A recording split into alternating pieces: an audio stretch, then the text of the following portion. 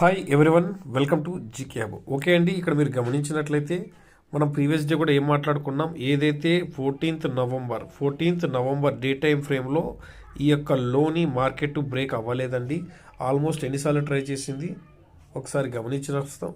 ఒక 1 సెకండ్ అండి, 1 second. Okay, 9th December, అలాగే 10th 11th December, again last 2 days కూడా ఈ యొక్క వాల్యూకి నియర్ బై వస్తుంది. బట్ డౌన్ సైడ్కి అయితే బ్రేక్ అవ్వడం లేదు. ఆ వాల్యూ ఎంత? 25,739 రూపీస్. ఇంకొకటి మీరు ప్యాటర్న్ని గమనించినట్లయితే ఆల్మోస్ట్ ఒక రౌండ్ బాటమ్ అయితే ఫామ్ అయింది. బట్ యారో మార్క్లో ఇండికేట్ చేసినట్లయితే ఇక్కడ చూడండి, ఈ విధంగా ఇంతవరకు కూడా ప్యాటర్న్ అనేది ఇలా ఉంది.